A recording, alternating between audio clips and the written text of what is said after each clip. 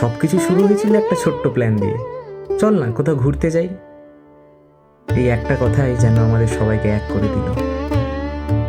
কিছু প্রিয় বন্ধু, একটা ব্যাগ আর মন ভরা উত্তেজনা নিয়ে আমরা বেরিয়ে পড়লাম বাগদার পথে।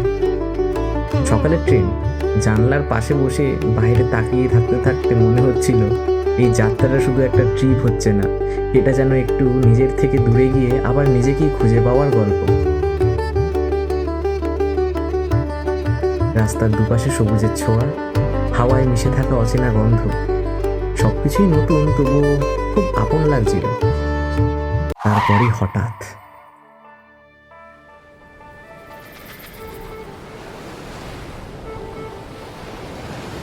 সামনে এসে দাঁড়ালো সেই বিশাল সমুদ্র। ঢেউগুলো একটার পর একটা এসে যেন বলছিল, সব চিন্তা এখানেই রেখে যাও। আমরা দৌড়েছি বালির ওপর, এসেছি নির্ভয়, আর সেই ছোট ছোট মুহূর্তগুলোই হয়ে উঠেছিল সবচেয়ে বড় সুখ। কখনো ক্যামেরা হাতে নিই, কখনো শুধু চোখ দিয়েই দেখেছি প্রকৃতির সেই অসাধারণ সৌন্দর্য।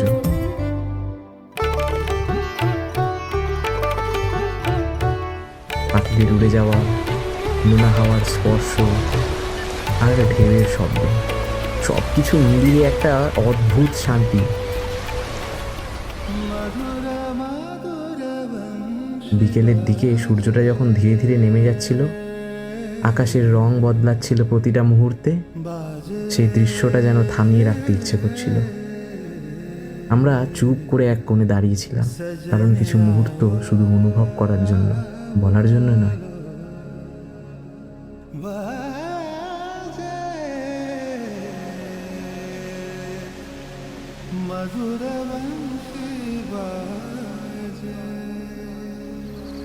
गहन कुसुम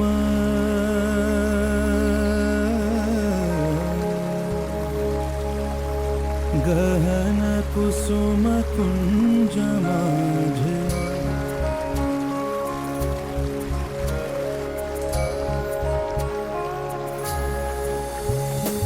गहन कुसुम कुंज माझे मृदुल मधुर वंशी बाजे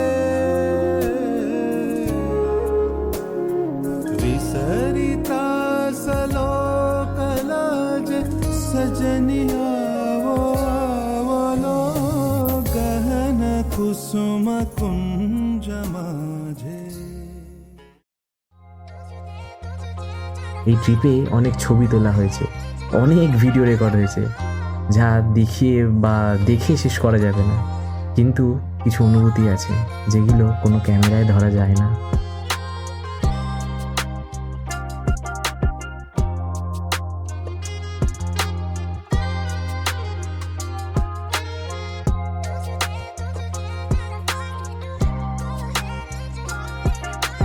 বন্ধুত্বের হাসি, একসাথে কাটানো সময়, আর সেই নির্ভেজাল আনন্দ, বাপ রে বাপ, এসবই আমাদের সবচেয়ে বড় স্মৃতি।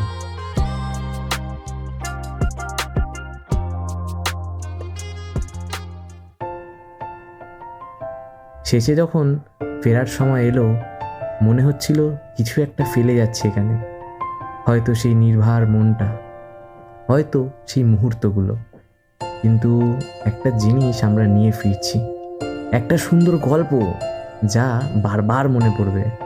বাগদা শুধু একটা জায়গা নয়, এটা আমাদের এক টুকরো অনুভূতি।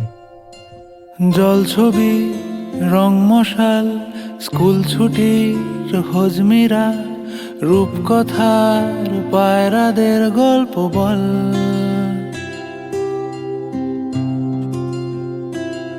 বন্ধু চল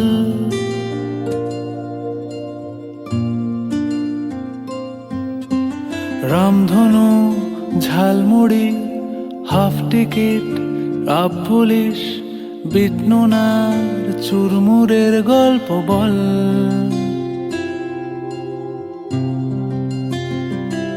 বন্ধু চল